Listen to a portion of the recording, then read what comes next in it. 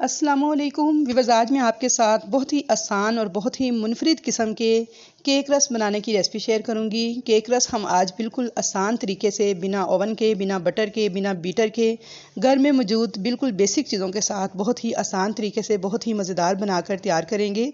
और मुझे पूरी उम्मीद है कि आप लोगों को मेरी ये छोटी सी एफ़र्ट ज़रूर पसंद आएगी। टाइम को हम बिल्कुल भी ज़ाया नहीं करेंगे। तो चलिए मज़ेदार से केक रस बनाना स्टार्ट करते हैं। तो यहाँ पर केक रस बनाने के लिए हम आज बीटर का इस्तेमाल बिल्कुल भी नहीं करेंगे। हम लेंगे एक अदद ब्लेंडर जूसर जग, जो कि तकरीबन हर घर में अवेलेबल होता है। और इसके अंदर सबसे पहले डालेंगे 1/4 कप कुकिंग ऑयल। ये वही कुकिंग ऑयल है जो हम खाना पकाने के लिए इस्तेमाल करते हैं। तो आपने भी इसी कुकिंग ऑयल को इस्तेमाल करना है। अगर आपके पास बटर हो तो आप उसे भी मेल्ट करके यूज़ कर सकते हैं। साथ ही इसमें डाल देंगे हम लोग 1 कप के बराबर चीनी। चीनी जो है मैंने यहाँ पर 1 कप ली है और बिल्कुल नॉर्मल शुगर जो कि हम किचन में यूज़ करते हैं वही है, बिल्कुल भी पीस कर ऐड नहीं करनी है। साथ ही हम इसके अंदर डाल देंगे 3 अदद अंडे। अंडे जो से हैं फ्रिज के रखे हुए ठंडे नहीं होने चाहिए। हर चीज़ आपकी नॉर्मल रूम टेम्परेचर पर ही होनी चाहिए। बेकिंग में मौजूद तमाम चीज़ें बिल्कुल ड्राई होनी चाहिए। यहाँ पे मैंने लिया है हाफ़ टी स्पून के बराबर वनीला एसेंस। अगर वनीला एसेंस ना हो तो आप थोड़ा सा इलायची पाउडर भी शामिल कर सकते हैं।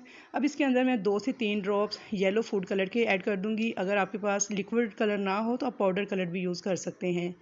ये तमाम चीज़ें डालने के बाद मैं इसमें 1 चुटकी के बराबर नमक डालूंगी।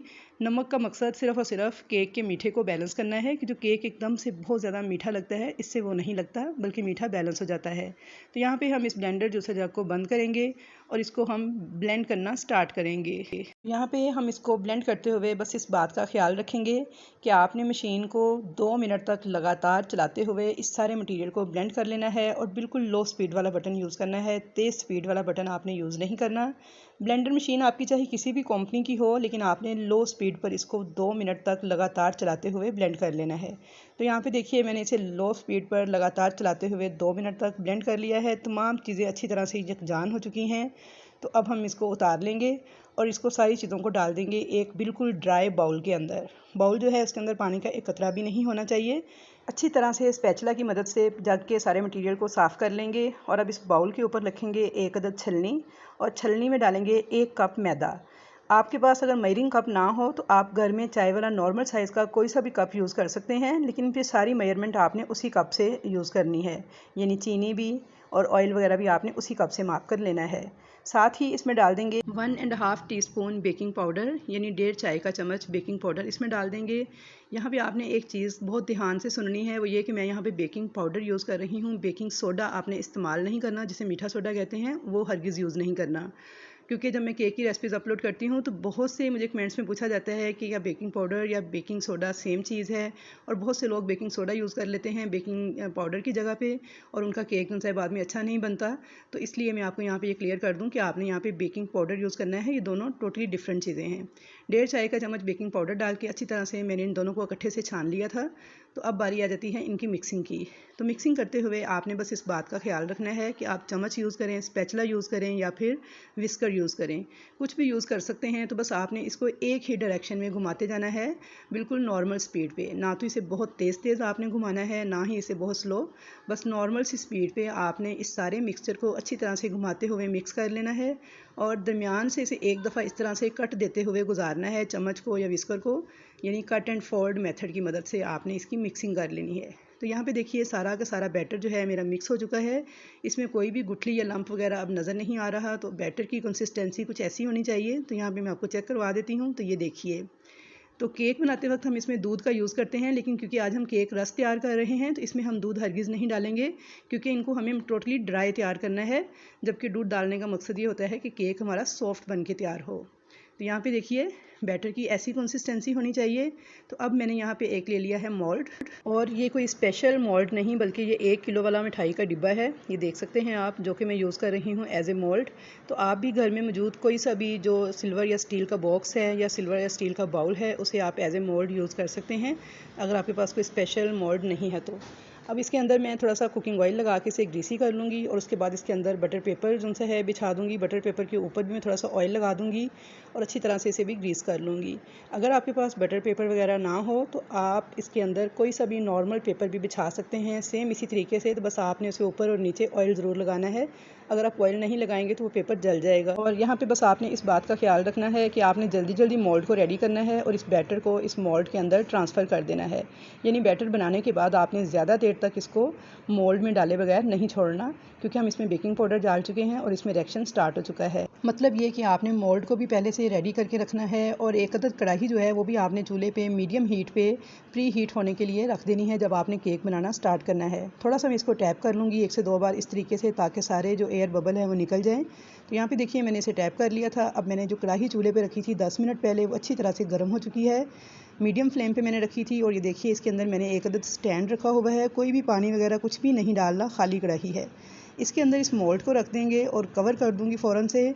और अब इसको बिल्कुल लो फ्लेम पे 45 मिनट तक बेक होने दूंगी। फ्लेम आपने नीचे बिल्कुल लो रखना है और इसे टाइम जो है कम ज़्यादा हो सकता है थोड़ा सा गैस के प्रेशर के हिसाब से और बर्तन के हिसाब से। तो इसलिए आप इसे 45 मिनट के बाद ज़रूर चेक कर लीजिएगा। अगर थोड़ी बहुत कसर हो तो थोड़ा सा मज़ीद बेक कीजिएगा। तो यहाँ पे फ्लेम भी आप देख लीजिए। तो चलिए अब यहाँ पे 45 मिनट हो गए थे हमारे केक को पकते हुए, यानी बेक होते हुए। तो चेक कर लेते हैं। तो देखिए माशाल्लाह से बहुत ही ज़बरदस्त सॉफ्ट स्पंची फूल कर हमारा केक बन के तैयार हुआ है। कलर देखिए कितना खूबसूरत आया है। तो एक अदद छुरी मैंने ली है, इसके अंदर इंसर्ट की है, तो ये देखिए बिल्कुल क्लियर आई है, यानी इसके साथ कोई भी चीज़ चिपकी हुई नहीं है। तो इट्स मीन कि हमारा केक बिल्कुल रेडी है। अगर साथ कोई चीज़ चिपकी हुई महसूस हो तो फिर आप इसे थोड़ी देर और बेक कीजिएगा। अब केक को मैंने बाहर निकाल लिया था काउंटर पे और ठंडा कर लिया था। ठंडा करने के बाद आपने बटर पेपर को दोनों तरफ से उठाते हुए इस तरीके से इस केक को बाहर निकाल लेना है। तो ये देखिए यहाँ पे माशाल्लाह से कितना खूबसूरत केक हमारा बगैर ओवन के बनके तैयार हो चुका है। तो अब हम इसके पीछे से सबसे पहले बटर पेपर उतार लेंगे। तो ये देखिए माशाल्लाह से कितना ज़बरदस्त हमारा केक बनके तैयार हो चुका है। तेज़ छुरी की मदद से सबसे पहले हम इसके किनारे जो हैं वो रिमूव कर देंगे। और ये देखिए कितना सॉफ्ट, कितना स्पंची जालीदार केक हमारा बनके तैयार हुआ है। आप इसके अंदर जाली देख सकते हैं। और अब हम तेज़ छुरी की मदद से नॉर्मल साइज़ के इस तरीके से केक की कटिंग कर लेंगे। अब ये आप पे डिपेंड करता है, अगर आपको लंबे साइज़ के केक रस पसंद हैं तो आप इनको इसी तरह ही बेक कर लीजिएगा, लेकिन अगर आपको छोटे साइज़ के पसंद हैं तो फिर छोटे कर लीजिएगा। यहाँ पर मैं आपको एक केक चेक करवा दूँ। तो ये देखिए इसका स्पंज कितना ज़बरदस्त बनके तैयार हुआ है, कितना जालीदार, और कलर देखिए कितना खूबसूरत आया है कि जैसे हमने इसे ओवन में बेक किया हो। तो अब हम इनको सेंटर से एक कट लगा लेंगे, क्योंकि हमें नॉर्मल साइज़ के ही केक रस तैयार करने हैं। आप चाहें तो इनको ऐसे भी बेक कर सकते हैं। तो यहाँ पे देखिए सेंटर से कट लगाते हुए मैंने इन्हें छोटे हिस्सों में तकसीम कर लिया था। अब मैंने एक ली है बेकिंग ट्रे, या फिर आप कोई सा भी ढक्कन, प्लेट कुछ भी इस्तेमाल कर सकते हैं। उसके अंदर मैंने बटर पेपर बिछाया हुआ है ऑयल लगाकर, और उसके ऊपर भी ऑयल लगाया है बटर पेपर के, और इसके ऊपर ये सारे केक रस मैं इस तरीके से अरेंज कर दूंगी। सिंगल सिंगल आपने अरेंज करने हैं, थोड़े थोड़े फासले पर, एक दूसरे के ऊपर या एक दूसरे के साथ जोड़कर नहीं। अब इस बेकिंग प्लेट को उठाकर मैं दोबारा से कढ़ाई के अंदर रखूँगी, इसे कवर कर दूँगी और बिल्कुल लो फ्लेम पर इसको 15 से 20 मिनट तक मैं बेक होने दूँगी एक साइड से। यहाँ पे देखिए 15 से 20 मिनट हो गए थे इसे एक साइड से पकते हुए, और ये काफ़ी हद तक थोड़े थोड़े हार्ड हो चुके हैं, थोड़े थोड़े ड्राई भी दिख रहे हैं। तो अब मैं इनकी साइड को चेंज कर दूँगी। आप देख सकते हैं इनकी एक साइड पे, नीचे वाली साइड पे बहुत प्यारा सा कलर भी आ चुका है। तो बस अब इसकी साइड को हम चेंज कर देंगे और दोबारा से इनको कवर करके 15 से 20 मिनट दूसरी साइड से भी हमें प्यारा सा कलर आने तक और क्रिस्पी होने तक इनको बेक करना है। तो बस यहाँ पे जब दोबारा हमने इस बेकिंग ट्रे को अंदर रखा है तो कढ़ाई को प्री हीट करना लाजमी नहीं है। आप इसे रखने के बाद बस लो फ्लेम पे छोड़ दीजिएगा, तो ये खुद ब खुद ही पकते रहेंगे। टाइम थोड़ा सा कम ज़्यादा हो सकता है आपकी गैस के प्रेशर के हिसाब से, तो इसलिए आप टाइम थोड़ा सा मैनेज कर लीजिएगा। कम ज़्यादा हो तो उसे देख लीजिएगा। अब यहाँ पे देखिए मैंने इन सब की डायरेक्शन को चेंज कर दिया है। दोबारा से इनको कवर करूँगी और 10 से 15 मिनट तक बिल्कुल लो दम वाले फ्लेम पे इन्हें दोबारा से मैं पकने के लिए छोड़ दूँगी, जहाँ तक कि ये बिल्कुल ड्राई हो जाएँ, प्यारा सा कलर आ जाए और क्रिस्पी हो जाएँ। तो यहाँ पे देखिए जी 15 से 20 मिनट हो चुके थे। हमारे केक रस जो हैं बहुत ही ज़बरदस्त क्रिस्पी से दिख रहे हैं। आपको इनकी शक्ल देख के ही अंदाज़ा हो रहा होगा कि ये बहुत ही ज़बरदस्त किस्म के ड्राई हो चुके हैं। तो ये देखिए बस ऐसे ही हमें चाहिए। अगर थोड़े बहुत हल्के हल्के से नरम आपको फ़ील हों तो कोई बात नहीं, आप इन्हें निकाल लीजिएगा। जैसे ही इनको हवा लगेगी तो ये बिल्कुल कड़क हो जाएंगे। तो चलिए अब इनको डिश आउट कर लेते हैं और मैं आपको इनकी आवाज़ भी सुना देती हूँ। तो ये देखिए कितनी ज़बरदस्त आवाज़ आ रही है। इनकी आवाज़ से ही आप अंदाज़ा लगा लीजिए कि कितने ज़बरदस्त हमारे केक रस बन के तैयार हुए हैं। अब मैं आपको तोड़ के भी दिखा देती हूँ। तो ये देखिए, अब अगर आपने इनको स्टोर करना है तो इनको किसी एयर टाइट बॉक्स में डालिएगा और फिर छोड़िएगा, वरना ये नमी से सॉफ्ट हो जाएंगे। तो आई होप व्यूअर्स कि आपको मेरी आज की केक रस बनाने की ये आसान सी रेसिपी ज़रूर पसंद आई होगी। रेसिपी पसंद आए तो वीडियो को लाइक और शेयर करना मत भूलिएगा।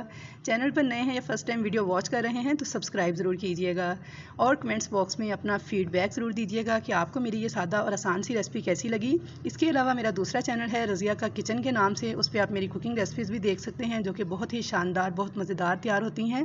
तो इंशाल्लाह ताला मुलाकात होगी आपके साथ एक अच्छी और नई रेसिपी के साथ। तब तक के लिए मुझे दीजिए इजाज़त। अल्लाह हाफिज़।